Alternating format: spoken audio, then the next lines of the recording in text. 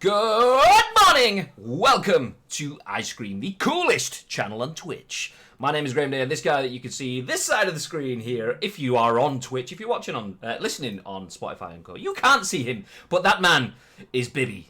We've got Pino.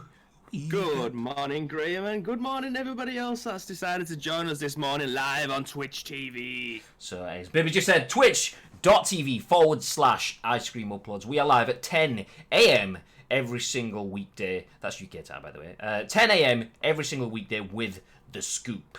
Within an hour or so after that finishing, the show will be on demand on YouTube. You can also watch it back on Twitch, and the videos on demand too. And then sometime mid-afternoonish, you will be able to listen to this live on your favourite podcast services. Just not Google Play yet. So Spotify, iTunes, SoundCloud. Check it out, check it out, check it out. As I said, we are live on Twitch. We have a chat rolling through, and I can see that we have Dandelion Gaming saying, hello! Welcome to the chat. For the start. Congratulations on joining today. And Number One Pirate says, Bibby's not on Graham's shoulders, #disappointed. If you want to know what that means, then please feel free to go check out the previous episodes on Twitch, on YouTube, and on the podcast services. That'll make sense then. And if you want to see a world-class high five, you won't see it on Spotify, but you will be able to see it if you go to the Ice Cream Uploads Twitter account, should I say. That's twitter.com/Ice Cream Uploads. We are Ice Cream Uploads across all social media. BK Connor's in the chat saying, hey guys. So yes, as we mentioned, my name is Graham Day. This guy here, there we go, this guy is Bib. We are going to bring you a roundup of all of the games industry and beyond news. Things that kind of take our fancy, things that we feel are relevant to Ice Cream Uploads and potentially to our community, to you guys in the chat and beyond. And Connor just linked the high five attempt in the Twitch chat. I won't bring it up on screen because those guys that might not have seen it because they're listening on Spotify, they're not going to see it again. So, but yeah, the link is in there for anyone that is watching now. So, Bib, we have a selection of news stories to go through today. Let's get straight into it. Do you want to take the first story? I want to talk about what happened in your stream last night, Graham. Oh, okay, I'm not sure about this, because I don't know what's happening. I played PUBG, I played PUBG last night, just for context, for those of you watching or listening, and within that stream, I played a few games of PUBG. We opened loads of stuff, which you can kind of see on the floor behind me, just down here, if you're watching on one of the video services. And Bibby then messaged me this morning, says he has a story relating to my stream, so I have no idea what this is. So go on, Bib. Okay, so on what day is it today? Thursday. So on a Wednesday night, Samantha's decided that she wants to start taking dance classes. Not like salsa and waltzing and stuff like that, actual like proper dancing. I'm just going to move my mic slightly. I was just doing that, so if you got any noises then apologies, that was me moving. Yeah, kind of said that he needed me to turn my mic up again, so I've just done that. But yeah, he said Samantha does some dance classes, so I thought, you know what, I'll go and pick her up. She said she wanted picking up. But where I come off at the motorway, it's literally like 20 minutes away from my house. Like 5 minutes away from my house. However, by the time I get there, I'd literally walk into the house and have to leave again. So I thought, you know what, I'll watch Graham's stream, I'll go and get some chicken up, I'll sit there, eat some fried chicken in the car, and I'll watch it. So I was having a good time, blah, blah, blah. Anyway, Samantha came out the car, we drove home. She said she wanted a games night. So I thought, yep, okay, we'll play some Super Mario Bros. It was all cool, and she went, I want to play Puyo Puyo. And I thought, okay, we'll install some Puyo Puyo, we'll play some of that. I thought, in the meantime, I'll just rejoin Graham's stream, and I'll see what he's up to. As soon as I joined the stream, I heard some blasphemous comments coming out of his mouth. Literally, as soon as I turned on the stream, as Samantha was kicking my ass at Puyo Puyo, she beat me like 6-0 last night. I didn't even get to.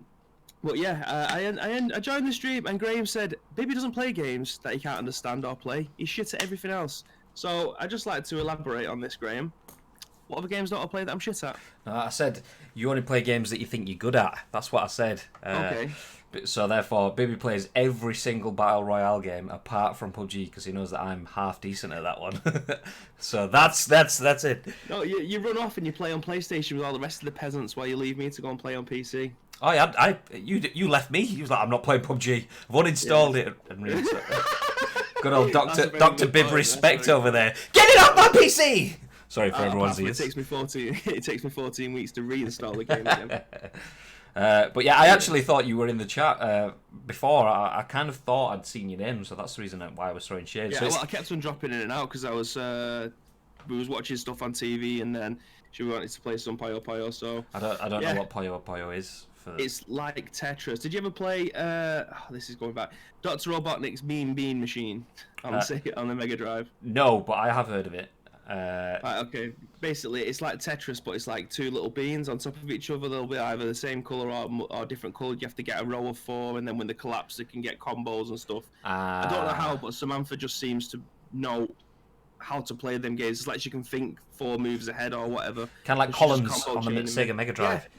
Yeah, exactly. It's very much like columns, apart from it's usually like 1 or 2 little bean things that fall down. But yeah, it's like that. It's a very good game. I mean, it's on Switch for about £4. So if you haven't played it before, it's definitely worth something picking up in the house, especially on the Switch as well, because you can take the little Joy-Cons out and obviously play it with Chloe or Danielle, which I can see in the chat. Segment of the show is sponsored proudly by Puyo Puyo. You can download it on Switch for £4. Absolutely, full disclosure, no advertising there. But if you want to ruin your marriage, download this game.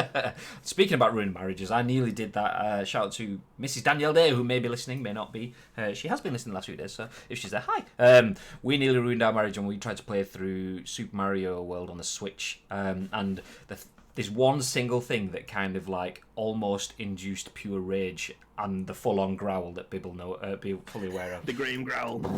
That's what I do when I'm like really angry. So like you'll be toddling along, and then you'll see like a gap kind of there, and then you go straight over the gap. People listening on the podcast services, I'm doing world-class miming of Mario characters here with my fingers. So if one person gets to the gap and jumps over, that's fine. But if one person jumps and another person jumps, they kind of like go off their head, and then boom, straight down the gap. So that I'd be jumping, and Danielle would be like, I'm jumping too. So she'd like bash, I'd go straight down the gap, and she'd land on the other side like, yay! I'd be like. Like, that's a life gone. Let's jump over the gap anyway. So yeah. Anyway, we got there. We smashed it. We kicked its butt eventually, and we still managed to remain married somehow to this day. Wait, Bibby thinks he's good at games. Says number 1 pirate. Winky face in the chat. Yeah, I want to talk to him again. Apart from when we go to EGX in 2 weeks. That's true. That's true. I keep hearing about EGLX as well. I think that's the one in Toronto. Toronto, yeah. And I keep thinking people are, lots of people go to EGLX. Okay. Well, we're going to EGX. It's not quite Toronto. It's at the Excel Arena, so yeah, it's kind of there. Anyway, let's move things forward. We've waffled on a little bit. Actually, before we do move things forward, shout out to BK Connor in the chat. Look at that T-shirt that Bibby's wearing there. All those Z's underneath his umbrella coat. Oh, it'll bore you with all the Z's that are in it. I'll give you a nice little look at it. It's slightly bigger than a T-shirt that I'd wear, but I mean, it still fits. Buzzkill. So, yeah. Nice one, mate. Favourite Spanish esports brand. Oh, yeah. And if nobody knows that, then I'm not going to go into it. I'm just going to leave it as that. They're all going to be like, huh? But, okay. First news story of the day. Have we even spoke about Stadia on this show? Yeah, we did. Obviously, we showed on the first day. Our 10-year-old Stadia kit that we have in the office on live, for those that didn't listen to the first stream this week. But Google Stadia says it will be faster and more responsive than local hardware. Have you been through this article, Bib? I have. I have read through it. Yeah. So would you like me to read through it? I don't want to read through it. I'll jump through it. So Nick Pino. Okay, Nick at like pina colada, but with an O. Okay, Nick Pina Colada. Get it cut. Yes, so there we go. Rolling back up. Nick Pino from Tech Radar. He says prediction is the key. Says Stadia's top streaming engineer. And this article, obviously, as the title suggests, says Google will be faster and more responsive than playing games on local hardware. So, in a new interview, Google's top executive in charge of engineering says that games played on Stadia could run faster and be more responsive than they do on local hardware, e.g. games consoles like the Xbox One and PS4 or a gaming PC. While this sounds a little outlandish, Google plans on employing a number of techniques to help combat latency caused by connection speeds. I can hear a host. I will come back to that shortly. I can't quite see it right now. Ultimately, we think in a year or two we'll have games that are running faster and feel more responsive in the cloud than they do locally, says Stadia's VP of Engineering, Maj Bakar. Regardless of how powerful the local machine is, it's also important to note that Bakar isn't saying that Stadia will be better out of the box. He's noting that the service will likely get to the point in the future after Google's teams had some time to work through any issues. Let's leave it there for now. Let's jump on those as well. I can check the feed now. I'm not reading the news article. Dare to DMAC, thank you very much for the host. As for you too, Pirate, very much appreciated. Everyone that hosts the channel, follows, subscribes, all of that stuff, and everyone just appearing in the chat and having a bit of a chinwag with us on a mid-October Thursday morning. We all absolutely appreciate. Thank you everyone for being here. Yes, we do. And everyone on Spotify and YouTube too. Hello. If you are on them services and you can't subscribe on Twitch, feel free to do that on your favourite podcast service. That'd be great. Yeah, if you're on Spotify, please hit the follow button. Do it. So, essentially, skimming that down, Google's services in the cloud will be more responsive and faster than playing on local machinery. Thoughts, I've never heard so much shit in all my life. I mean, I was like, what a statement that is. I mean, if that's not something, if that's not a statement that they want to try and upsell something, do you know what I mean? That's ridiculous. How can you think that something in the cloud is going to be more responsive than playing natively? It's stupid. Sorry, I'm just moving my mic around, trying to get it out of the screen. I can see. I've got you on the screen here. There we go. Yeah, I mean, it doesn't make sense.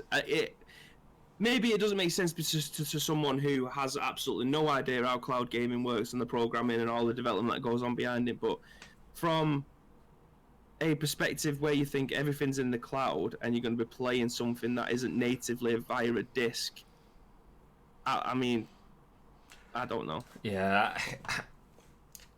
I don't. I'm trying to. I mean, my initial reaction is exactly, this is a crock of shit, as Bibby just said, or whatever he said then. That's my initial reaction. The idea, I mean, based on what we've seen already with online connections, latency, and even just having it at the moment, playing on my home internet connection, never mind the infrastructure of gaming, the infrastructure of my local network just doesn't allow me to have flawless connections. Yes, I can hold a stream. Yes, I can play a game whilst I'm on a stream. But as we saw yesterday, anyone that tuned in last night on my PUBG stuff, my connection was fluctuating between 20 ping and 1,000 ping, which is like horrendous. So if I can have faster, more responsive gameplay purely online than I can against, as opposed to playing with stuff that's loaded and what's the word I'm looking for? Processed. Let's stick with processed. Processed offline. Yeah, I'm not convinced. I'm not convinced on that whatsoever. I mean, what I will say is prediction is the key, says Stadia's top streaming engineer. I think that I don't know if I can source this. But how can they predict what I'm going to be doing in a video game? Like Connor mentioned in the chat, it said they'll predict when you're going to press it and do it for you. So that then becomes an interactive experience rather than you actually playing something. Imagine playing Pets and you're running down the wink and you wanted to do like a super cancel and cut inside or whatever you wanted to do, but he doesn't know that you're going to do that. He doesn't know how you play. He doesn't know your mentality of what you want to do. So is it just going to start crossing the ball in for me? Is it going to start shooting for me? Is it going to pass out of defence? I don't know. Yeah, I don't think I can name my source, which is a bit shifty, because it was a bar conversation. But all I'd say is a developer that I was speaking to about something. We were talking about scripting. Scripting in video games, and this developer was basically saying that scripting isn't necessarily, from his perspective, what people think it is. He says scripting for him is where companies try to predict what you're about to do next, and the games try to predict what you're about to do next, and the code then essentially tries to help. It tries to fill in the blanks before you've had to fill it in a way that tries to assist you, and because obviously you have to speak to someone else and they have to speak to you to get the information to make the football game, to make the PUBG game, to make the whatever game. I was looking at the screen. Ghost Recon Breakpoint. There we go. More Ghost Recon. So whatever games you're playing, your two servers have to speak to each other, and to fill in the gaps there, he says that coders are essentially doing that already, filling in the blanks, trying to get things there, but that is essentially his not guaranteed, but opinion on Yeah. where scripting comes from. And if they're going to be doing this, like, to an extent where it's essentially in the tagline or the byline of an article saying that prediction is the key, then surely that opens up the floodgates for a lot more scripting. The game going, I know what's happening here! Boom! And it's like, absolutely know what's happening. I was about to cut inside and have the shot as opposed to turn around and pass it back to my goalkeeper who's just sat on his line having a pack of Doritos. Or Walker's Bugles. That's exactly what it's going to be like, though. Like, unless they come out and full definition of what they mean by it being predicted button presses, then surely people are going to have the same opinions that we are on this. We don't want them to press the buttons for us. Imagine if you are playing something like, I don't know, Until Dawn, we'll use that because it's an interactive game, and you get two choices on your screen. I know it'll give you the option of pressing one of the two buttons, but if you don't press it in time, is it going to choose one of their selections for you? I don't know. That's just me, very top level. This is what you're saying, this is what I think. Unless they give me more information than I imagine that's going to be my mentality until that time. Baby, yeah, would you like to A, win, or B, lose? B, lose! Ha! Sucker! Start again. I've been done. But yeah, it's unless they give me something else, then that is literally going to be my opinion on it. I don't want them pressing buttons for me. I don't want choosing an option in a situation where it's my option that this is how I'm going to be playing the game. Don't cross the ball in for me because you think that's what I'm going to do next. It kind of boils down to that, really. Yeah. I mean, I'd like to hear everybody else's opinions that are live on Twitch now in the chat. If you've got an opinion on what you think it's going to be like, then yeah, do let us know. But as it stands, from a very top level, this is what you're telling me, this is what I'm thinking. I don't think this is a good idea, and it's just, again, pointing us down the road that Stadia out of the box is probably either going to be a beautiful success or a super disaster. Yeah, and I'm kind of leading towards a disaster at the moment. Let's jump back into the article then. So Stadia versus Xbox One and PS4. Excuse me 1 second. I can get my reading voice on now. So that above quote, as in the bit that I was talking about earlier, for those of you listening on the podcast, I'm back to reading the article now. So that above quote comes from an interview with Bakar and Edge Magazine's Alex Wiltshire. Disclosure, Edge Magazine is owned by Future PLC, the same company that owns Tech Radar, which is where this article is from, where Bakar explains some of the technologies Stadia uses that help overcome issues introduced by latency. Among these issues are negative latency, the term Google uses to describe its large stream buffer, boosting frame rates on the server side to compensate for slowdown, and even an algorithm that will predict which buttons you're likely to press next and make up for any latency introduced by your connection. When we got a chance to play with Stadia at this year's E3, we felt that it was the most latency-free experience. It was mostly a latency-free experience, should I say. Even on twitchy quick response games like Doom Eternal, which is not out till next year, as we found out on yesterday's episode of The Scoop. Feel free to go check that out. That said, the demo occurred in the heart of Los Angeles, a major US metropolis, and not in a rural area that's likely to be further from Google's data centers and rely on lower speed internet connections. Exactly the point that I was just making. So the final line of that I might as well go through just to finish it off is just how well Stadia will fare in those circumstances remains to be seen, but we'll find out when the service goes live in November. I echo Bibby's thoughts on that. That final paragraph from, was it Nick Pino Colada? He essentially said that they were playing on massive city centre, hugely powerful data connections. Mm-hmm. They are close to data centres in the heart of LA. I'm close to Manchester City Centre, where there is a massive data centre. My services are pants around here. I mean, I've got an 80-90 meg line, something along those lines. Which you never fully get the 80-90, do you? No. The same with me. I apparently get a 70, but I never get the full 70. Yeah. Even wired. And that's someone that's living pretty central. People living out in the sticks, people living out in countries that just don't have that level of infrastructure, then... let me just have a quick look at this. I'm just turning my gain up again. Oh, okay. Baby's mic's low. Okay, we're fixing it, guys. Anyone heard that noise? That was the chat. The adventurous is in the chat. Here he is. So yes, essentially coming back to that, I feel that this could be either. Me and Baby had a chat before we went live, and I said it's either going to be one of two things.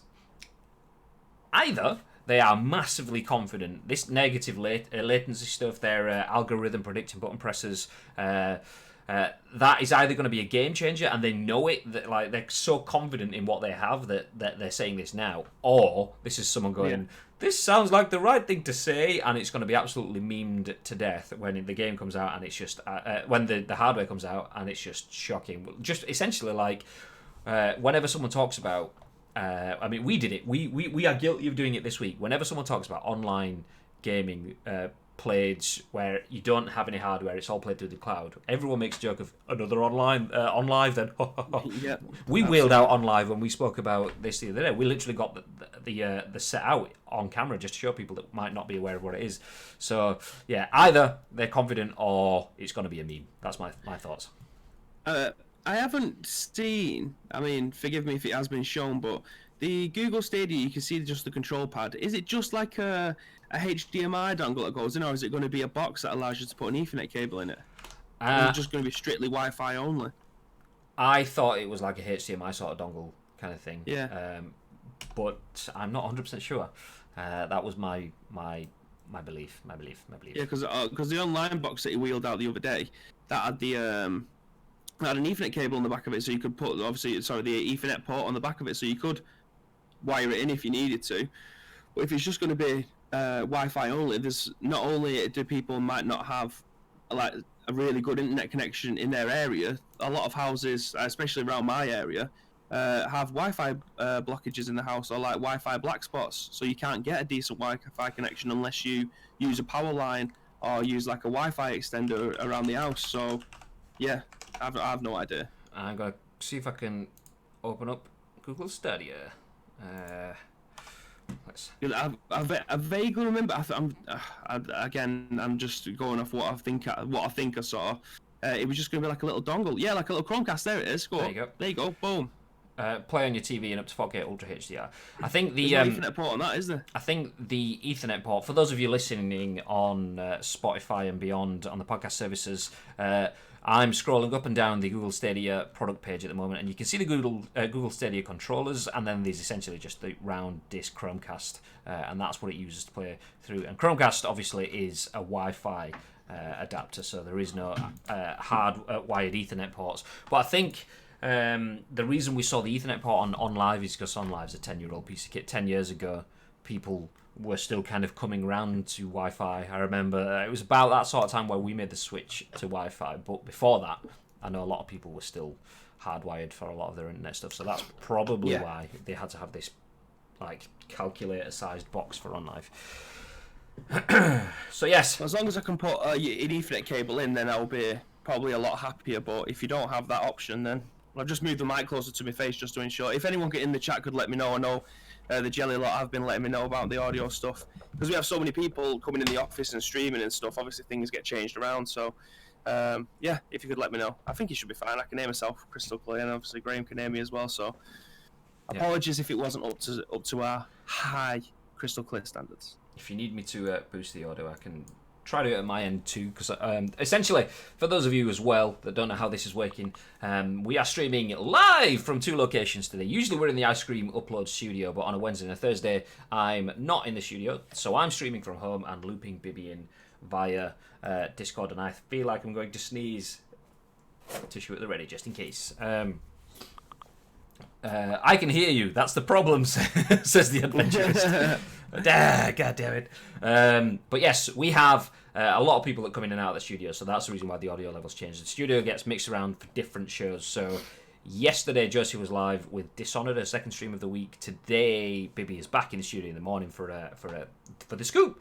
So obviously everything's different. So we're mixing it around. We're still, because this is the first week of the scoop, getting to the point where we need to find the happy medium so it's easy. We understand all the levels and stuff. So if things are out of kilter, please,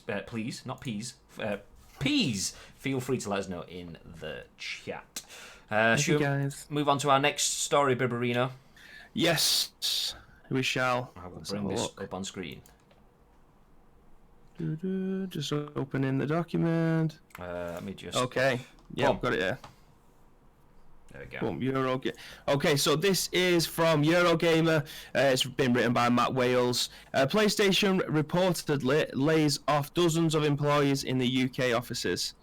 So we'll start off with the main title here. So US Army exerts increased over control business. Okay. I thought you said US Army then, because it kind of like lagged out. US Army exerts increased control over business. Okay. Yeah. The US Army. Well, that's what I was thinking. I was like, what? That doesn't make any sense. But why are they getting involved? Sony Interactive Entertainment has reported lays off dozens of European employees based in its UK offices this week as PlayStation North American arm continues to exert increased influence over the global business. As reported by VGC, the mass redundancies occurred on Tuesday, the same day that the PlayStation US formally announced its PlayStation 5 release plans via articles in Wired magazine, an announcement that the European employees allegedly had no forewarning of and only learned about the time of its publication. That's interesting. So they didn't even know that the PlayStation 5 release plans what was going to happen, and then they got told they were going to be laid off. That's great. American PlayStation executives said that they have visited the Sony Interactive Entertainment Europe London offices on Tuesday to announce that the restructuring of several divisions, including PR and marketing. Affected employees were then handed their notice, while others will be required to re-interview for their jobs. Jesus. A number of redundancies are also reported to have occurred within the Sony US-based creative services team. All right, so they've just announced PS5. Yes. And they are already getting rid of most of the staff. Yes. Despite leading Xbox by an absolute landslide, millions and millions of consoles being sold, exclusive games getting sold by the millions, they still feel the need to get rid of their employees. That is... Wow. Have they just got like a funnel of money that they're just like, what's the word? Hemorrhaging money somewhere that we don't know about, that they need to get rid of people who helped push this forward to be the forefront of the console wars? I have absolutely no idea. Just going to jump in for just 1 second off topic. Comment in the chat from Pirates, a slight distortion, but can hear Bibs loud and clear. I'm kind of having the same thing too, so on my end, you are almost peaking, so the top end of your audio is kind of, so maybe drop the gain and I will boost you from my end. Okay. Okay, yeah. Shout. Make sure I'm moving the gain the right way. That'll make... Okay. So I've moved it right down. Okay, say something now. Hola, ¿qué tal? Señor Bibi here. Okay, that seems good for me, but let us know in the chat. I think that's just Bibi's tickly throat. Yes, I agree too. Yeah.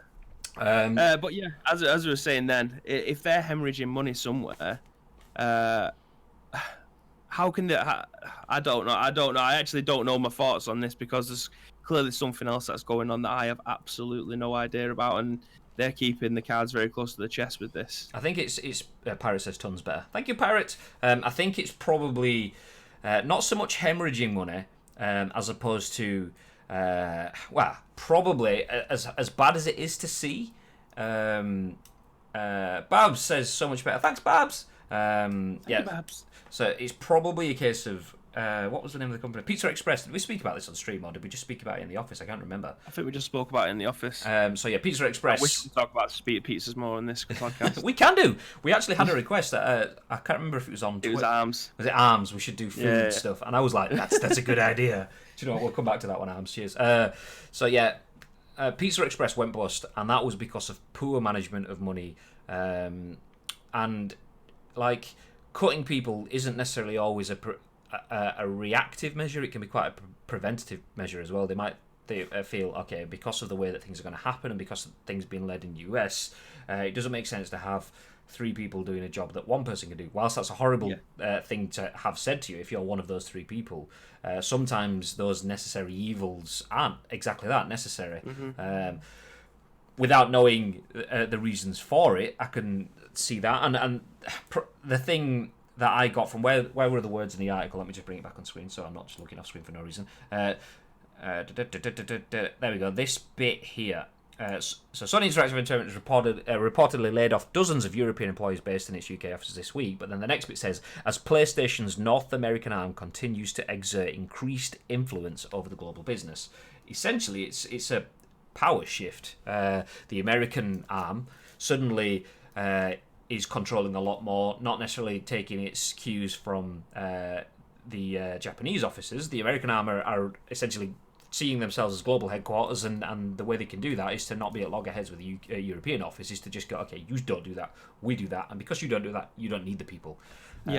Which Sucks for the people in Europe as a business decision. We don't have all the facts, so it could be the right reason internally, but yeah, it sucks for the people that are there. I've just seen Dan and Lad's game in there. Dan and Lad's game in his comment. Over the years of growth, businesses pick up lots of dead wood. Now the question is it fair to get rid of them when they're doing well, or should they keep paying them for nothing? Now I thought that way, if you get made redundant, your position becomes redundant. So you can't. Is there a time limit on when you can actually bring someone back in to do that position? Because I know of businesses that may get rid of someone, then create a new job which is exactly the same, but just name it something completely different. So if there's a time span of you need to allow a year, then the reason why they've got rid of them now is because when the game comes out, they're going to rehire people for that amount of time, so they don't have to pay, like you say, another 10 people to not do that job for a year because they don't need them, because towards the end of the PlayStation 4 lifespan, they might not have many more exclusives coming out between now and the PlayStation 5. So if they are going to get rid of them now, they need to, so they can rehire again in a year if that's the time limit. I don't know. But yeah, it's very weird. I mean, I've seen that Asim's posted something there as well. Yeah, I'm going to say, just before we jump onto Asim's comment, which is a good comment actually. Dan Gamer says, as you've mentioned, then over years of growth, business pick up lots of deadwood. I mean, that's not a bad thing, really. Whilst obviously we can go beyond that. Secondly, that point on its own is if you have people that aren't necessarily needed in terms of a global strategy, then surely either restructuring and pushing them into other areas would be the ideal way to go, or if they aren't of use, so to speak, in an absolutely horrendous, non-humanistic sort of way, then you wouldn't want them. But then that coming into the next comment, which Bibi just mentioned, Asim's posted. Morning, Asim Tavia. Says, personal opinion, US leading the western part of the business or globally is a bad move. The European side of the business has been hugely influential in the success within the PS4. Sad news, in my opinion. I have seen that comment a few times over the last few... at least a few months anyway, talking about direction of direction of PlayStation within the conversation of the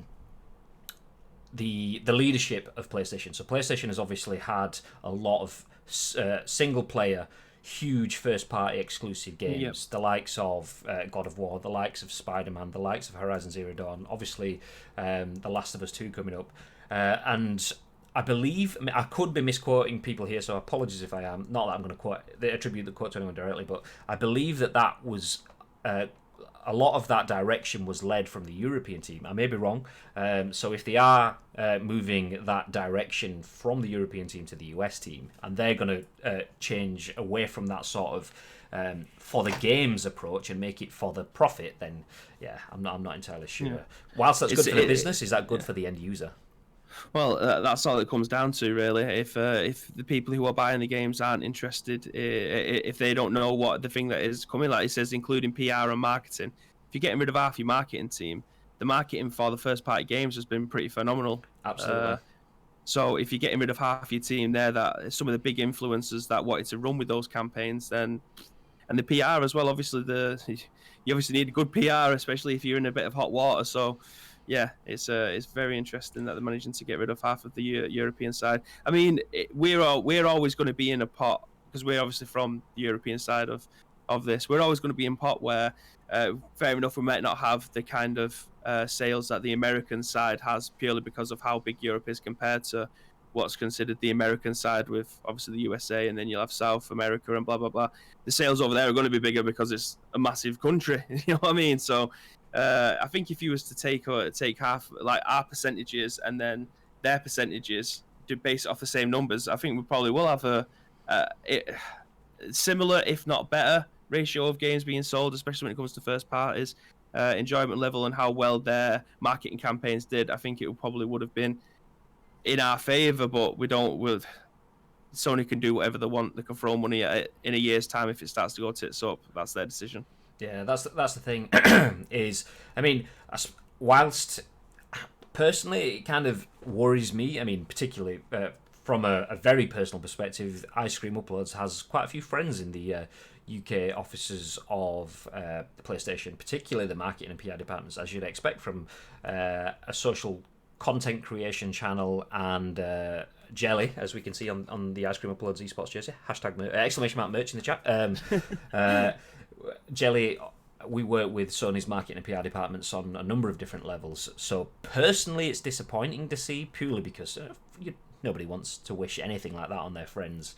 But well, there you go. Asim Tanvir's kind of hit it on the head. Localization, a local approach to brand marketing and the like has done them the world of good, hence the huge growth in Europe from PS3 to PS4. Exactly. Nobody knows you like you. Nobody knows Europe like Europeans. Nobody knows America like Americans. That's it. And We've also got the time zones and everything to deal with.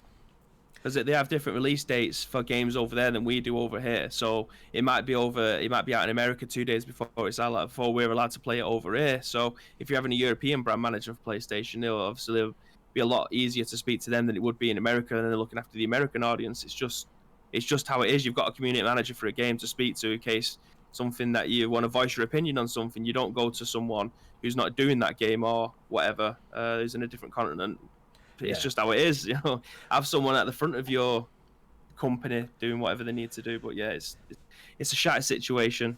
I mean, there was a comment a little bit further back up. Let me just scroll. Bear with me 1 second. So Dadland Gaming says, I've been in that situation before. It's standard practice to announce to staff and media at the same time. Whilst it is bluntly a shit situation to find out at the same time as it's on the front page of what publication are we looking at? Is it Eurogamer? It is Eurogamer. So whilst it's hitting Eurogamer and the staff are finding out at the same time, whilst that is a shit situation, Mr. Tambia, thank you very much for the subscription. Yes, appreciate that, pal. Thank you very much.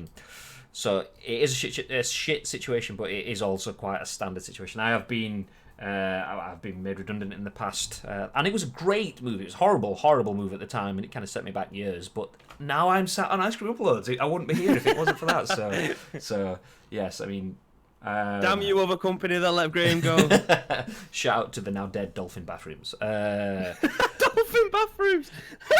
Have I never told you this before? I built their... You told me the story, but I never knew the name of the company. That's incredible. There was Dolphin Bathrooms, Mobbing Kitchens, and Sharp's Bedrooms. Let's go on a bit tangent here. And I built their...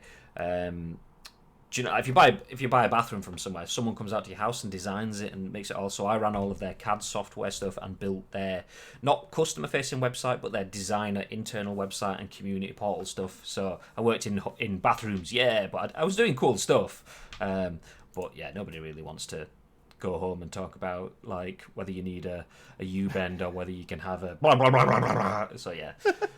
Anyway, so yes, in summary, PlayStation is losing staff in the UK offices. Some of them have been told that they've lost their jobs already. Some of them will have to reapply for their jobs, which is always the worst thing for me. I think that can be salt to the wounds. It's not if you get the job again, but imagine being told that you're probably going to lose your job, but you have to apply for a job that you've been successful in, and then being told that you're not successful for your job. That is where it hurts the most, and fingers crossed for everyone that we know and the people that we don't know as well, because obviously there's a lot of people in the marketing offices. I've already WhatsApped people this morning upon reading that to make sure everything's okay.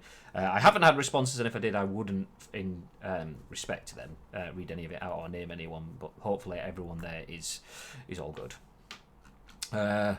But let's move on. Let's move on to something that potentially a bit more positive, depending on your take on this one. So this one is an IGN article, and for those of you that for those of you that tuned in yesterday, you may have gone away feeling a massive... Thank you, Mr. Tammy, for following as well. He drops a sub, drops a follow, and is in the chat. What a guy.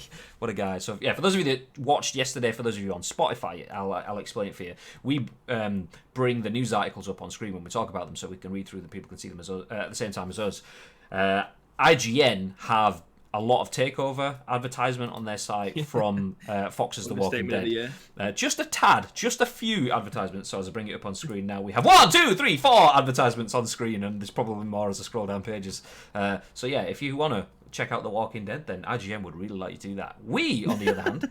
I've just seen the picture that's in the article. What? I've just seen the picture that's in the article. This one? Oh, God. Is the one from the South Park character. Yeah. Incredible. It's one of my favourite episodes, that. So, like, back to the article. NHS opens clinic for game addiction. Referrals start now and treatment begins next month. So the United Kingdom's National Health Service, or NHS, is opening its first treatment clinic for video game addiction, The Guardian reports. This is an article on IGN by Joseph Knoop, as you can see if you're watching on the podcast. So focusing on children and young adults between the ages of 13 to 25, the new clinic, dubbed the Centre for Internet and Gaming Disorder, will start treating patients next month. General practitioners in England can make referrals for patients starting today. The clinic is part of the UK's National Centre for Behavioural Addictions based in London. The new clinic will feature several... I've completely lost my line. The new clinic will feature the services of the clinical psychologists, therapists, psychiatrists, focused on the treatment of youth, and nurses with a focus on mental health. My God. News of the clinic has come several months after the World Health Organization, an agency of the United Nations, officially recognised gaming disorder as a disease. That new disease classification goes into effect on January the 1st, 2022. Okay, we'll pause it there because it gets very word-heavy. I'm clearly struggling and in need of a drink. I'm suitably refreshed. So we've already spoken about gaming addiction once this week. And yesterday's show. Was it yesterday? Was it yesterday? No, it was when you was there. It was Tuesday. It was when you was in the office. Stop enjoying video games. That was it. That was that. You can refer back to Tuesday's show with that Dad and Lad gaming. Thank you very much. Yeah, I mean, admittedly, I don't have a fully formed opinion on this. I like to consume enough information to the point where I feel like I've got a fully formed opinion on this. My opinion is still malleable. It could still be influenced in different directions. But as it currently stands, do I believe addiction to video games is a thing or could be a thing? I think yes. Yes, it can. I do believe you can be addicted to anything, essentially. Addiction, for me, could be narcotics in terms of alcohols, drugs, and things like that. Or it could be just something that you enjoy so much to the point that you will sacrifice your health, you will sacrifice sane decisions, you will make the wrong decisions to do something that you enjoy to the point of enjoying it too much. I believe that doesn't necessarily apply to video games or to gambling or to whatever. I think it could apply to anything. That's my personal stance on addiction. I believe that having clinics to deal with that, if it needs clinics, I think that probably comes down to education. I don't believe there's enough awareness and education that anything can be addictive, and if people are spending a lot of time playing video games or gaming, then yes, it can be addictive, and people can make the wrong decisions around that. So if having a clinic relieves that and helps spread the education, that's fine by me. I completely agree. Let's have that. Let's see if it works. Let's try it. Do we need clinics, or could it just be a general educational thing? Do we put more onto families and parents to go, okay, calm down, you need to step back. If you're making the wrong decisions, we need to deal this as a social situation, not necessarily medical. I mean, that's where my opinion isn't entirely formed. But what I do have a strong opinion on is what we spoke about the other day, which is where Dad and Lad Gaming references in the chat, is there was a woman suing Epic Games because a game that was made was too addictive. I believe that is an incorrect decision. Someone has made something that is enjoyable, and people are making self-detrimental decisions to carry on enjoying that thing. I think that's where the self-monitoring thing was in, and I don't believe it's fair to push that back into the publisher. But that's my opinion. What do you guys think in the chat? What do you think, Bib? Again, I think it just comes down, especially with the young children. It says from the ages of 13. That again just comes down to parenting. I understand that it could come from a mental health thing. Like this, as I was scrolling down and reading the rest of the article, it says gaming disorder is a mental health condition which can be hugely debilitating effects on people's lives for both patients and their families, who can be left feeling utterly helpless in wake of their loved ones' addictions. So, I mean, I can't believe it's come to this point where we're having to use NHS services to be able to help someone with a gaming addiction. Like, I really, really enjoy playing games. I play games in my...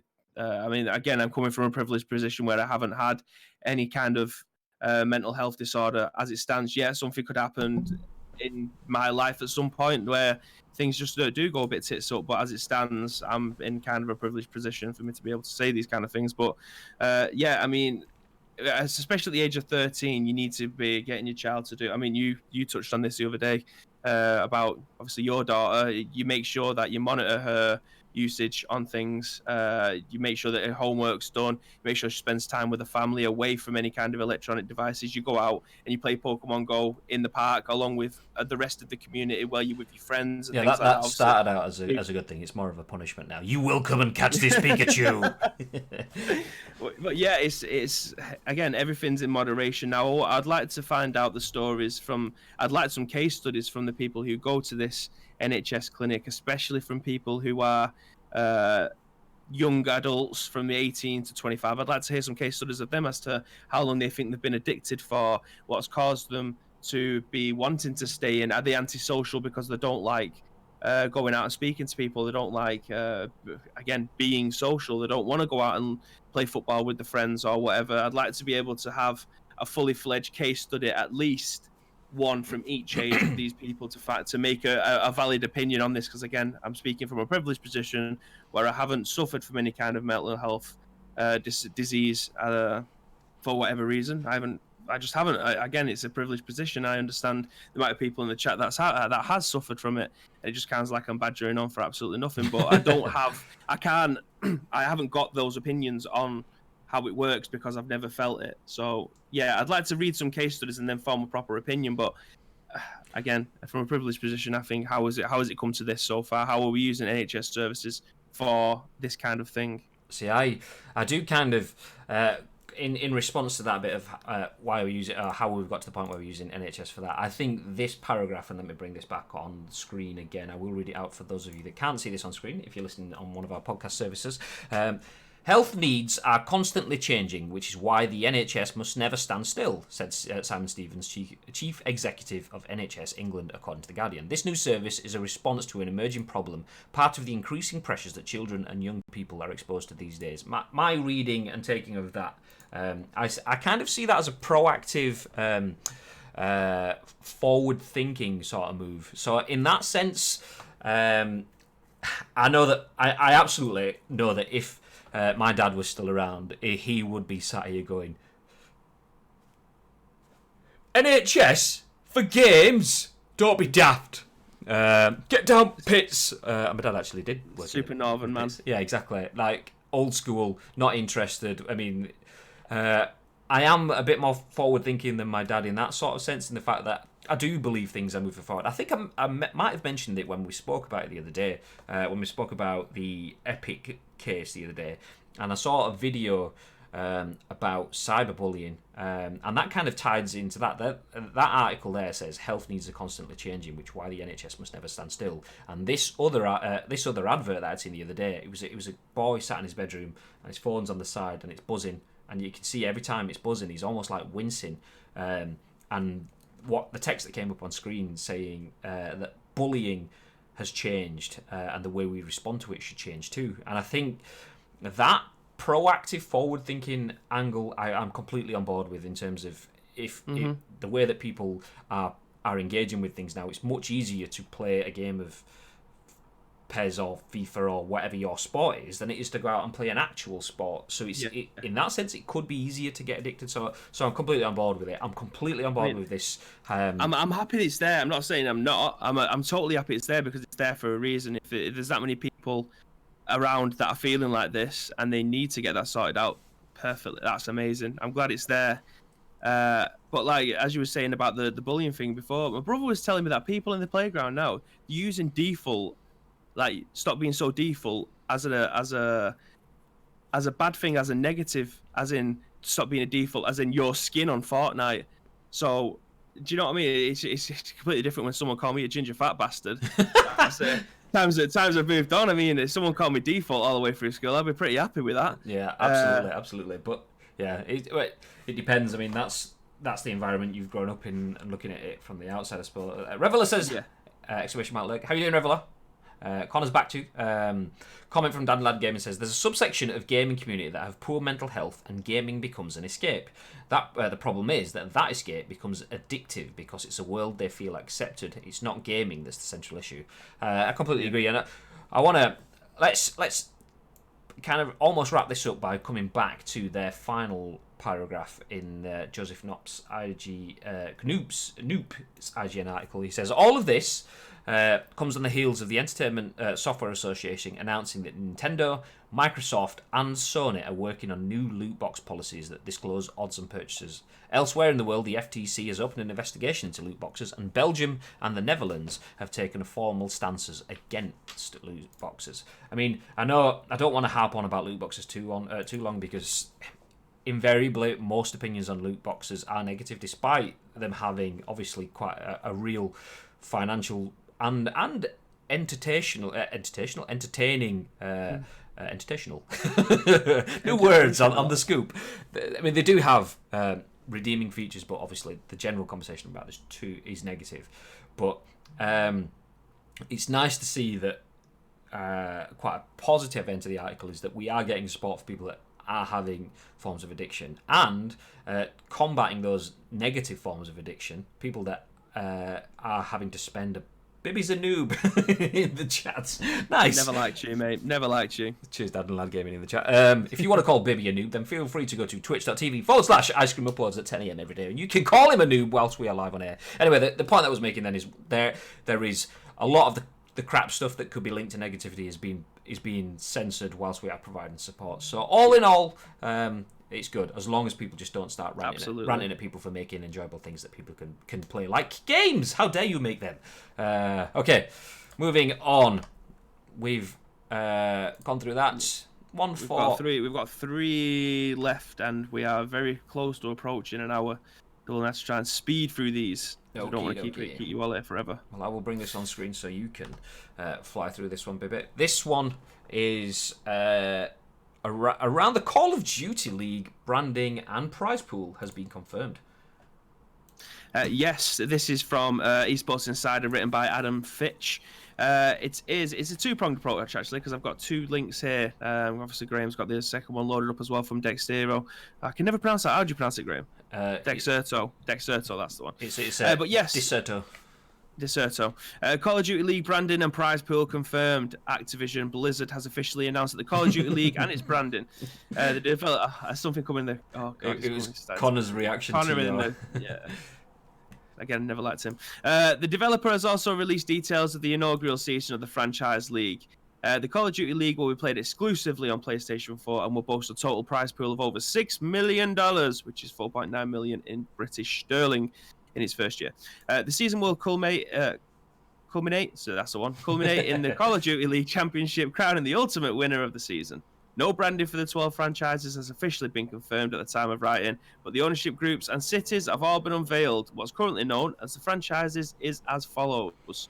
Now, I'm just going to bring up this other link here because I am going to find this link to, as Bivy says... Yeah, it's just underneath the Call of Duty one. Dexter's Lab. Where is Dexter's Lab? Can't find it. There we go. Yeah, you got it. So there you go. Let's bring up Dexter's Lab. That's how you pronounce it, isn't it? Right. So about halfway through the page, it gives you a list of all the team names. So obviously on the Esports Insider article, they were showing the names of the people who own it, about all the franchises itself. However, Connor this morning give me a link to where the actual team names are, so it's right there. Yeah. So nothing is final, but the league names are as follows: Seattle Surge, Chicago Huntsman, FaZe Atlanta, Minnesota Rocker, Dallas Empire, Los Angeles Guerrillas, Paris Legion, London Royal Ravens, Los Angeles Optic, Florida Mutineers, New York Subliners, and the Toronto Ultras. Now, Connor mentioned something to me this morning, saying that the London Royal Ravens, they can't actually use that name, because if you used to use anything royal in the branding, you need to get permission from the Queen and the royal family. So that'll be interesting to see how that comes. But the reason apparently so, is they said these have been leaked from the CDL website, not 1,000% confirmed. But I mean, it's been newsworthy enough for someone to write about it, especially on an esports website like this.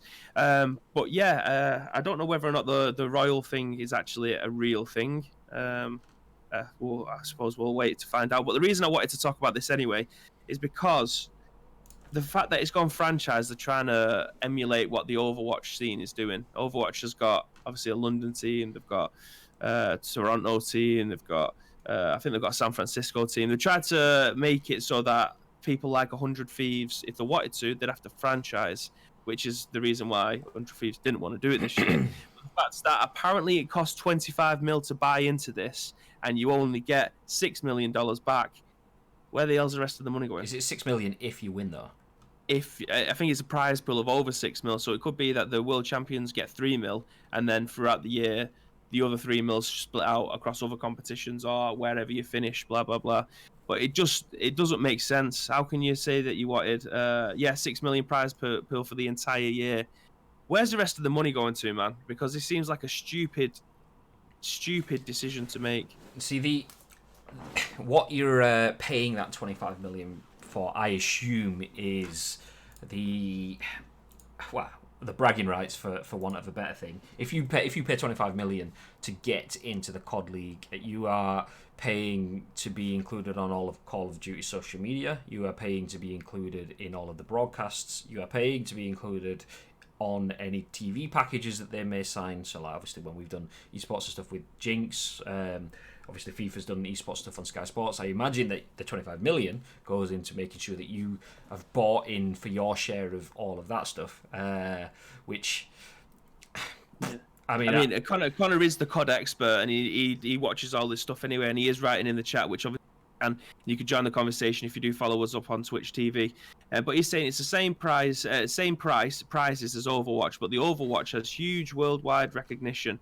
CDL is a brand new, first year ever, no TV revenue shares signed up, which makes me think that the Overwatch teams, they're paying the obscene amount of money, but they're also getting a lot of money back from the TV rights, from the sponsorship rights. So the money that they may potentially win, or they may get as a wage or salary for the team, will then come from other sources rather than just from the top tier for the competition winners, which is perfect. That's cool. Let's glean some more information from Connor. How much was the buy-in for the first season of the Overwatch League? Because I know Overwatch started and was successful, and then the Overwatch League came from it. I remember seeing the very first Overwatch League trailers and things like that. Really cool, really well edited.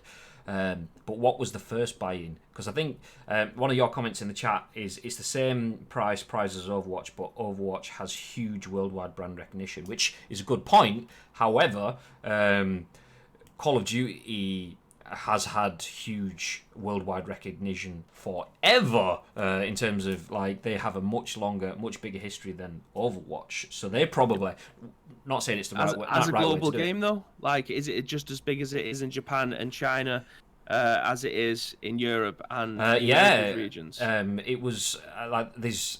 I can't remember. It's been a while since I watched it. There's a really funny YouTuber called Marley13, a Scottish guy who makes really good videos, and he's played things like I can't remember. I think it's a Chinese version of Call of Duty, which is basically COD Online or something like that. I remember that.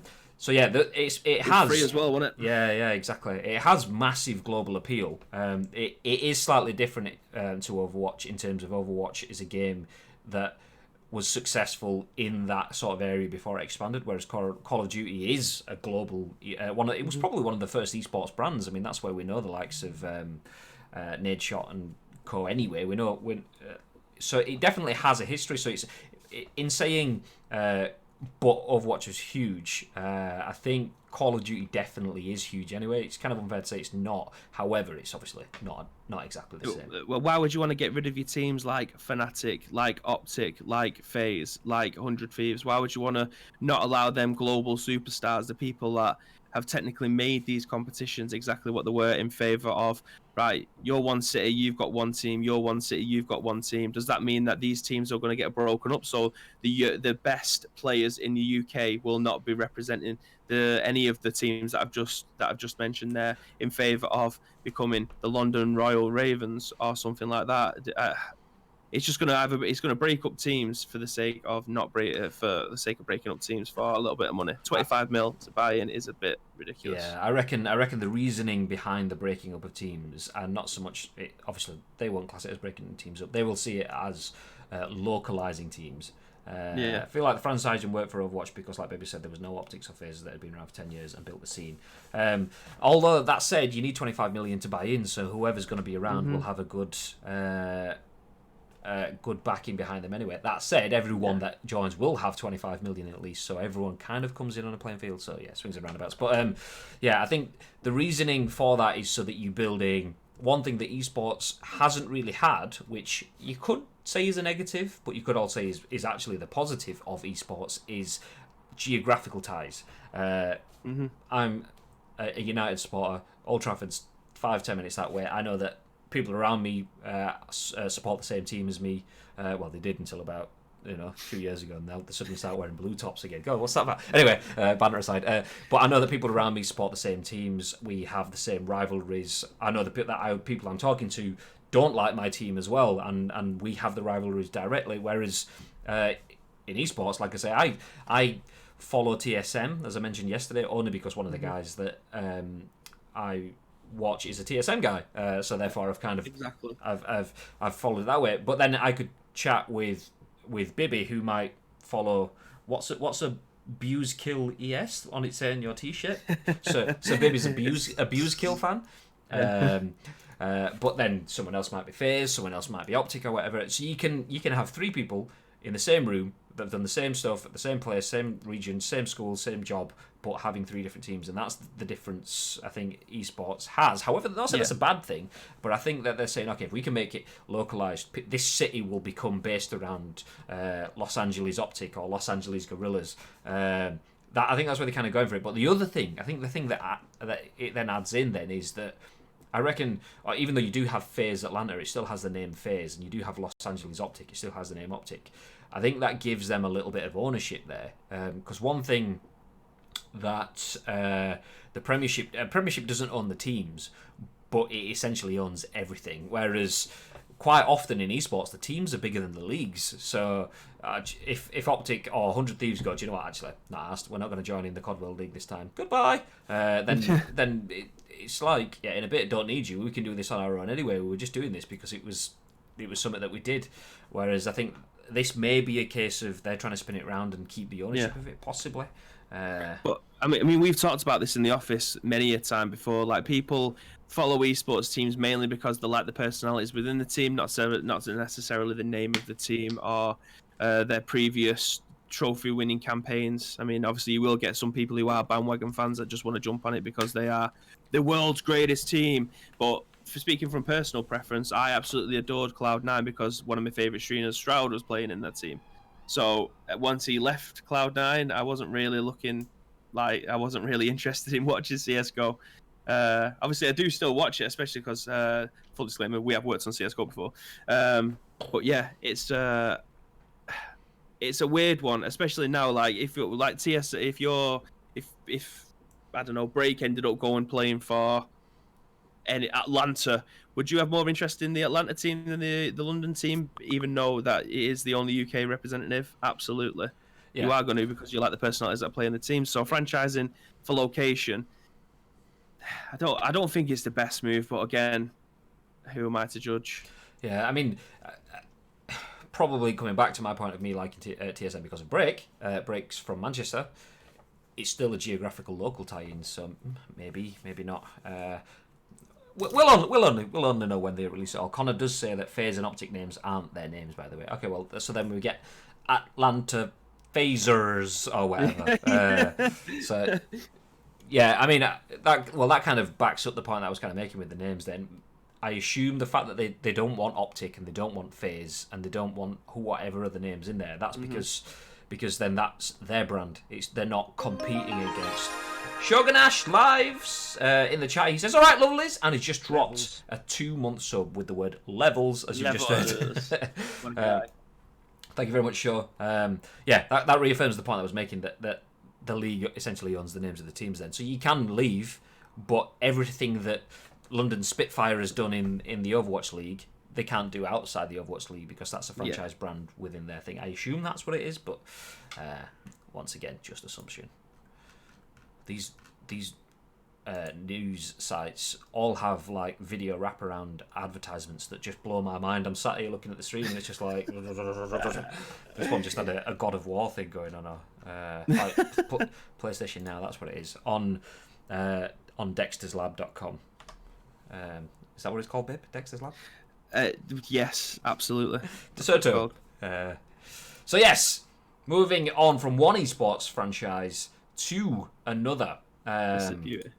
And this one interests me more from a financial perspective, because I think 25 million to buy into an esport and that has a prize pool over the full year of 6 million. Despacito.com. Oh god, he's going to get the airy side of this palm when I go upstairs. Shout out to BK Connor in the chat who just wrote Despacito. For those of you that might be tuning in late, Bibby said Deserto as Dexterito, Exoderto. So yeah, Despacito.com. I was just stroking out, sorry guys. But yes, 25 million to buy into an esports brand that has a 6 million prize pool. Meh, okay, if you can afford 25 million to buy into it, then it's just you're probably paying for the exposure, the brand positioning, and all the rest of the stuff that comes with it. We were having a conversation on my stream last night whether an Elgato Keylight is worth it in terms of value for money. It's also a statement as well as a product purchase, and that same sort of thing would probably apply with putting 25 million to that. However, people that compete are getting money out of that. My issue with the next article is that the people competing look like they aren't for a second year running. So the ePremier League is set to return for a second season. This is an article by Jonno Nicholson from Esports Insider. The ePremier League, or the EPL, will be returning for a second season in partnership with FIFA developer EA Sports. Season 2 of the EPL will offer FIFA players that are based in the UK a chance to represent a Premier League football club as they compete against others at the EPL finals taking place in March 2020. So Richard Masters, interim chief executive of Premier League, had this to say regarding the return. Our inaugural EPL season had a great response from fans and clubs. The tournament brought together experienced EA Sports FIFA pros and first-time competitors and gave them the unique opportunity to compete and win for their favourite clubs. We are very pleased to be working with our clubs again to build on momentum from our first EPL season and look forward to welcoming even more fans and EA Sports FIFA players to the tournament. Last season saw Donovan Tex Hunt claim the inaugural EPL trophy for Liverpool FC, with the finals being broadcast on Sky Sports, Premier League's Facebook Watch channel, and EA Sports FIFA Twitch channel. I'll pause it there. So, not a bad thing on the surface. Not on the surface, not a bad thing. Just want to, obviously, I feel like it's probably worth full disclosure here. We do work on PES, Pro Evolution Soccer. Nothing to do with FIFA, but just don't want everyone to go, oh, well, naturally you're saying that because you work on PES. No, we also work on lots of other esports stuff, so we have quite a vested interest in esports. Just wanted to get that out there. So yes, the EPL, in theory, is a good thing for me. I like having a league, an esports league connected to a real world league. I mean, we were just talking about having the geographic issues with the COD World League and that. And BK Connor has just stolen the line that I was going to say because I'd said it to Bibby off stream in the chat. I will come back to it in a second. Is EPL, the Premier League, massive. It's like, what was it, £6 billion the last deal or something that was signed? So stupid money, like horrendous money. All of the clubs involved, all of the broadcasters, all of the partners, big money, everyone's getting a payday. This EPL gives FIFA, which is a game that operates in the realms of stupid money. That's EA Sports FIFA, not the football organisation. A game that has more money than it needs. This is offering competitors a chance to play a game, play that game for clubs of their choosing. So I, as a FIFA player and a Manchester United fan, could go to Old Trafford, play in some events, qualify and be Manchester United's player and play for that team and win a trophy for that team. And they will get media, they will get exposure, they will get money from it, from advertising, from being on Sky Sports, as it mentions in the article. I will get to high-five people at United, but no financial reward whatsoever, which is ridiculous. And Connor's comment in the chat, in the SpongeBob meme, the uppercase, lowercase, uppercase, lowercase, we paid exposure. That's what it is, and it's an absolute farce for me. To be fair, in this article, I did scan it. I'm going to quickly scan it again. it says nothing in it around wages for players. So I'm assuming, and there's nothing within this that says otherwise, that players aren't getting paid whatsoever. Karim in the chat. How you doing, Karim? Morning, Karim. So yes, there was an article that kind of touched on this last year. I can't remember who it is. Apologies for not referencing you because it was months ago. And they were saying, so the club is going to get paid. The Premiership is going to get paid. Sky Sports is getting paid. The people that are holding the cameras at the event where this event is, they're getting paid. The people that are doing the admin in, so the guy stood next to the guy playing the game, either on a piece of paper going 1-0 or on a tablet typing it into some, getting paid. Every one of them are getting paid. The people that you are watching compete, the people doing the event, not getting paid. They are not getting paid. That is ridiculous. Exposure. Yeah, do you know what? I'm going to wad up a big wedge of this exposure. I'm going to drop it on the desk at the bank, and I'm going to walk away with my down payment for my house. It doesn't happen like that. So yeah, ridiculous. Yeah, it's pardon my French, but this is one of the biggest crock of shits that I've ever come across since the first article we read today. But yeah, as I'm the bottom of the article, it says esports drives increased engagement with traditional sports, and this ePremier League partnership now gives fans the opportunity to represent or cheer for their favourite club on both the traditional and virtual pitch. Now, we've seen some massive moves over the last couple of weeks, especially with the likes of Man City signing or doing a partnership with FaZe. Fair enough, no money is exchanging hands there, but their brand exposure on both sides, like Connor was mentioning the other day, people who aren't a fan of football and are fans of FaZe are probably now going to take a slight interest in Man City and vice versa. But the fact that these players who spend all year playing in these tournaments that are reaching for the brass ring, as Vince McMahon would usually say. I've told you about talking about my brass ring live. I knew that you were going to say that. But the fact that they're not getting paid for representing their club of choice. I mean, it might be. I know Tex was a Liverpool fan, which is why it meant a lot to him to represent Liverpool. But you've got Shells, who is signed to Man City. I don't necessarily know if he would be allowed to play this, because I think the opening part was they're based in the UK, a chance to represent. So that means that he probably wouldn't do, because I'm sure he's American. Thank you for the host, Karim. Thank you very much. Wouldn't be able to represent Man City in this tournament.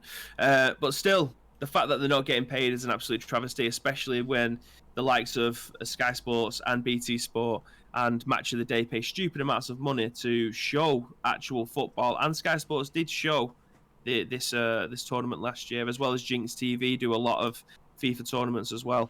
That they're not getting a penny for it. It's stupid. I hope to God that the clubs that they're representing, especially if they are the professional player of that club, will just say, you know what, we'll up your wage for this one. If you win, we'll give you X amount of money on top of that, because they're not paying you. Well, it does say the tournament brought together experienced EA Sports FIFA pros and first-time competitors and gave them the unique opportunity to compete and win for their favourite clubs. So I imagine the pros are covered by a salary, but that sounds to me, I mean, it's that makes it then on the clubs themselves to go, okay, you've gone above and beyond, so we'll give you an appearance fee. But yeah, the event itself, the whole system itself, it isn't engineered in a way that the competitors will get something. As Connor comment in the chat said, the cleaners after the event paid.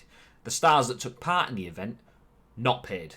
Free sports, as Mr. Adventurer, as the adventurer says in the chat as well. That's what it is, and it's an absolute travesty of a situation if it remains as that. We want to build esports from the ground up. We're going to go to all the grassroots levels and we're going to bring it all to the forefront. But don't worry, when you get there, we ain't going to pay you a penny. That's exactly what it's like. I mean, you're not going to pay me a penny, but why are you stood there with that big wad of cash? Oh, this is not for you. This is for me. This is not for you. It's just stupid, man. So many of the players who play for actual football clubs rather than esports teams don't get paid. It's mad. I know it's bizarre, but that's the thing. You should be lucky. You should be thankful for the fact that you get to put your name in the same sentence as Liverpool or Manchester United or whatever. And that is such an archaic, old school, outdated opinion. That's what you would have said to cosplayers and photographers in the games industry a few years ago. Wait, you guys are getting paid? Yeah, it's bizarre. Same as Connor Sweet the other day. 36 million buy-in, but only 6 million winners. Yeah. it's bizarre. Anyway, I think we're all in agreement on that one, so there's not really much discussion on that. Good opportunity, good system. Absolutely batshit crazy to think that can wash. People can deliver a service and you can take advantage of it without giving them anything back. Final story that I have, unless I've missed some, is this. That's the one. So this, we touched on the other day, but we thought we'd bring it back up again. I think it was Monday, maybe Tuesday actually. One of those. We started speaking about how Blizzard axed Blitzchung. This was a player that was taking part in the Hearthstone. I can't remember the name of the actual tournament now. Is it? I want to say Grandmasters. I could be wrong. Anyway, it was a big Hearthstone event. The Grandmasters. There we go. So Blitzchung was taking part in the event. He aired his opinions on the China-Hong Kong situation, let's put it that way. He said that, essentially liberate, free Hong Kong. He was booted out of all of Blizzard events for a year. All of his previous winnings were cancelled, so he will get no winnings despite earning those. And the two commentators that were taking part in the broadcast, let me just bring me back on stream while I'm waffling. The two commentators that were on the broadcast were fired as well, despite the fact that they were trying to hide under a desk because they didn't want to be involved with what was happening. I've heard since then some people saying that the commentators knew what was about to happen, but let it happen anyway, which is why they were axed. Which still, me and Bibby will know from doing esports broadcasts, it's not on the commentators to filter that. You should be having someone off screen doing the direction of the content that should be absolutely. That's what producers are there for. That's what content. Exactly, unless there was no producers and it was just two commentators like we are now without anyone off screen. At a Blizzard tournament? Yeah, exactly. It's bizarre. The world's biggest Hearthstone tournament, but we have no producers. And that's where it falls on Blizzard. It falls on Blizzard. Absolutely. So, following on from that then, I'll bring this back on screen.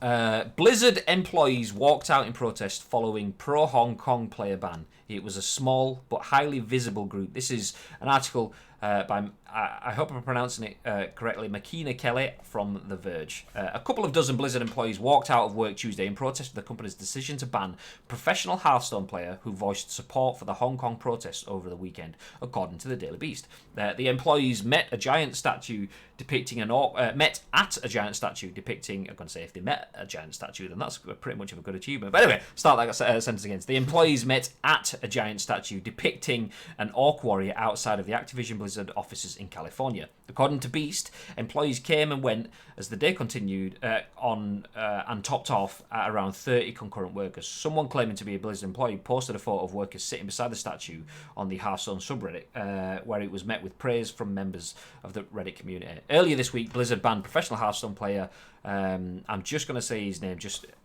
so I don't disrespect him by pronouncing his name wrong, Blitzchung, from participating in tournaments for a year after he yelled a pro-Hong Kong slogan during a post-game interview. Liberate Hong Kong, revolution of our age. That's the phrase that he said. Blitzchung said with his mouth covered by a mask, similar to what protesters wear themselves. Let's hold it there, because there's a few points that we can come to. Whoop, no, wrong one. That's the one I want. There we go. So, yes, essentially, Blizzard kicks Blitzchung off the scene for a year. They then kick the two casters off the scene for a year, and we clearly thought it was the wrong decision, and that has been backed up by the media and even Blizzard staff themselves, who have done walkout and protests on their work premises to show that they're discontent with Blizzard's decision there. Actually, just reading through the chat now. It's Pirate saying there's also been quite a bit of uproar recently now as China keeps flexing its muscles against US companies, infuriating people within, not just the people in the games industry. But something similar happened with the NBA and Rockets recently, as the general manager sided with Hong Kong as they put the pressure on the NBA to also remove endorsements as well. So it's quite clearly a bigger problem than what's just happening with this fella that seems to be in the middle of it all. Enix says Apple has also removed apps. There was a tweet that I saw earlier which listed out a list of companies and ways that they have been influenced by China to censor the pro Hong Kong stuff. So it included like Apple removing apps. It included emojis of national flags being removed, and then all the way down to not just games and so on. You go to Top Gun. They censored Top Gun because Tom Cruise has, I can't remember the national flag, so I won't say, but he had a national flag that clearly went against the agenda, and that was scrubbed from the film. But this list was like 4 images long of like a list, so it's essentially 4 pictures of lists. So it's happened quite a lot, clearly outside of games, across American business in general. So yeah, I did see that earlier on. I didn't realise it was to that level. I only saw that this morning, so it's crazy. Well, this is kind of a top up on the story that we brought on Tuesday, but this 110% will not be the end of this. There is going to be a lot more to come from this, especially as the weeks go on and more people start to get involved, like in the NBA. And also, Connor's just mentioned that the League of Legends is also happening in that this week as well. So I think as the weeks start to go on and more either gaming industries get involved or more actual sports teams itself, this is going to be even bigger than we thought it could be. Let me just bring this on screen, because this is probably I know it's only a Twitter moment, but it's probably a good way for us to just quickly gloss over things.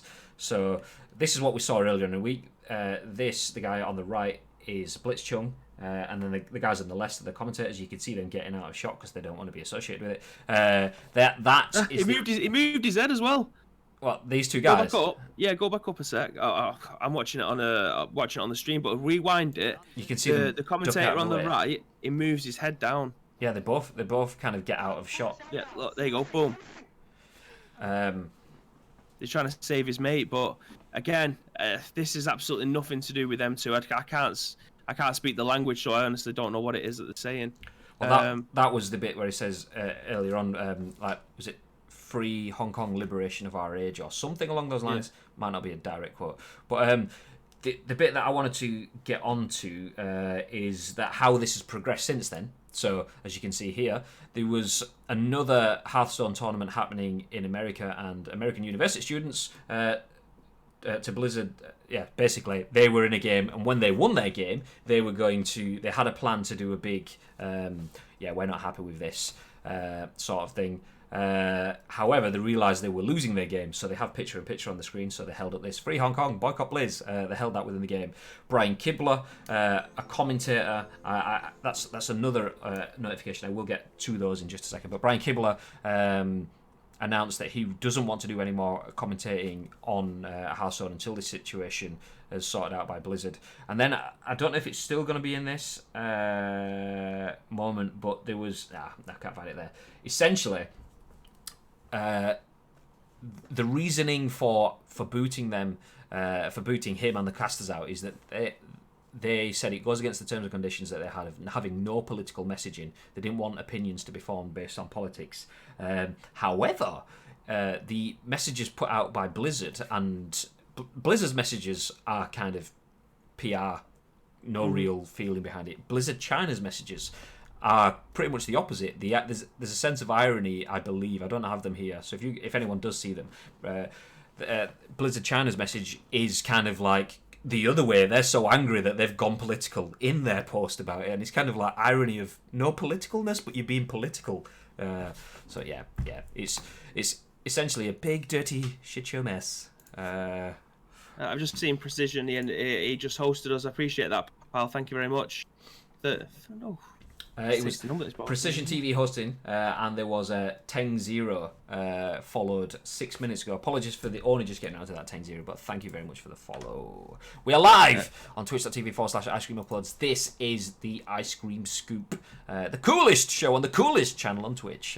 We go live at 10 a.m. every day. So everyone that is new from Precision Stream and 10-0, and everyone that's new in Karim's stream, who has one of the coolest names on Twitch, Pervy Sage Time. What? But there you go. For everyone that's new here, please feel free to hit the follow button if you like what you see, as Teng just did. For me, I think that's all we've got for today, unless you've got something else that you've come across. No, that's essentially it for me. The only thing I would wrap up as kind of 10-0 is Roy. Ah, Roy. Hi, Roy. What a guy. Nice one, Roy. Thank you very much for the follow, Roy. Roy from CI Games. Shout out to Asim as well from CI Games has been here for dropping the sub and the follow today. Very much appreciated. So Epic Games, just to finalise on that Blizzard scenario. Epic, either this is them being, do you know what? I really believe in this. I'm passionate about this. This is how things should be done. Or they've just gone, aha! The Epic Games, the developer of Fortnite, told The Verge that it would support the speech rights of its players and refuse to ban them for their political belief. Epic supports everyone's right to express their views on politics and human rights, a company spokesperson said. So either that's just what you wish for. Either that's just a snippet, or it's just some well-timed reactive PR. Either way, yeah, that is the kind of way it should be. If you prevent any sort of political stuff. Do you know what, once again, as I said on Monday, not a fully formed opinion around this because I don't know enough about the Hong Kong situation, although Pirate did give us a lot of feedback on that the other day as we went off stream, so thank you very much, Pirate. Yeah, if you do want to have situations and reactions around the political stuff, some sort of traffic light situation, maybe not necessarily taking out the casters as collateral damage. Whatever's happened, is the general feeling is that is a heavy-handed, I need to make an example out of you situation where they just go in and blow everything out the water so we can say no one else is going to do this. Either way, it's an unnecessary show of strength, and Epic's timely quote is exactly the way it should be dealt with. Free speech. Yeah, but I mean, they're saying that openly now, but I'm sure they'll start to have an opinion when every person that's being cast, that's going to be up on stage after a pre-match interview, starts talking about their political beliefs. I'm fairly certain their opinion is going to change on that as well. Yeah, exactly. You'll start to They're doing it now to try and get a bit of traction, but I tell you what, it's going to bite them in the ass if they decide to carry on doing that. Absolutely, it's easy to be critical when you're not the one under fire. So Absolutely. Epic have been shrewd there, says Shogun Ash in the chat. But yeah, I believe that is it. Let me just quickly jump over, because I did mention that Pirate gave us a lot of feedback. Because I didn't really know what was going on, so he'd give me a roundup of the entire thing, really, as to how it started. Yeah, in summary, I mentioned the other day that we feel, and we're not political experts, so we don't have a full understanding of all of the geopolitical unrest. But we believe that the issue from Hong Kong was that China was trying to enforce rights so that they can extradite Hong Kong citizens to China. Obviously, Hong Kong isn't a part of China. It was under British rule, as Pirate mentions in his notes here. It was a British colony. Britain gave it back, so to speak. I don't know if that's the right terminology. China seems to be imposing or enforcing more. They were trying to get it so that they can extradite Hong Kong residents to China should they need to. That isn't a law. They're trying to get it passed. Hong Kong residents didn't like it. They've had some of the biggest protests that have ever been seen against that. And yeah, that is essentially what Pirate says. He does go on to say more, but I think that's to a level of detail that we don't really need on the scoop, but we massively appreciate. Anyway, thank you very much for all of that feedback and extra information there, Pirate. Thank you. But yes, for everyone in the chat, this has been the scoop. If you do have any comments, if you do want us to talk about anything in particular, then feel free to message us. We are at Ice Cream Uploads across all social media. ! Socials in the chat. If you want to get quick links, they will be there for you. My name is Graham. This guy, there we go, is Babe. Should we leave the high five alone for today? I think we've done it once. Let's just leave it in the past. The original one from yesterday is still doing the rounds on Twitter, so we'll leave that be for a time being. So yes, we will be back. Well, I will be back tomorrow at 10 a.m. I will be in the studio. Kaz FC just says, "Good day, everyone." Goodbye, Kaz. Goodbye, Kaz. So yes, I will be back tomorrow at 10 a.m. I will be joined by Luke in the ice cream studio. As Baby, where are you going? I'm going to the Toon. I'm going away for the weekend, so I will be back on Tuesday's show. So I will be back tomorrow and Monday as well. And Bibby will be back in the house on Tuesday. Yeah. Adventurer says, "Buy my book."